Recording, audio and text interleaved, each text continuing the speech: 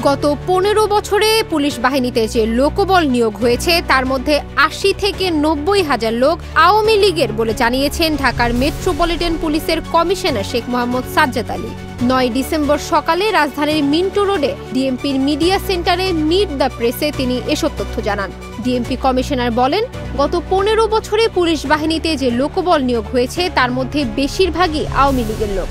সে সময় তার পূর্বপুরুষের খোঁজ খবর নেওয়া হয়েছে। তার বাবা, দাদা এবং চাচারা কি করেন এসব খোঁজ নেওয়ার পরে তাদের চাকরি দেওয়া হয়েছে। সে হিসাবে এই বাহিনীতে ২ লাখ পুলিশের মধ্যে ৮০ থেকে ৯০ হাজারই ওই দলের লোক। এখন তাদের মানবিক বিবেচনায় বাড়ি চলে যেতে বলতে পারি না। স্বাধীনতা পরবর্তী সময়ে বাংলাদেশ পুলিশে পাকিস্তানের অনেকেই কর্মরত ছিলেন। সে সময় কিন্তু মানবিক দিক বিবেচনা করেও তাদের চাকরি থেকে অপসারণ করা হয়নি। সেক্ষেত্রে এত বড় সংখ্যাকে বাদ দেওয়া সম্ভব না। তিনি বলেন, ছাত্র আন্দোলনের সময় পেশাদারিত্বের বাইরে যারা কাজ করেছেন তাদের অনেকেই পালিয়ে গেছেন। পুলিশ তাদের বিরুদ্ধে ব্যবস্থা নিয়েছে।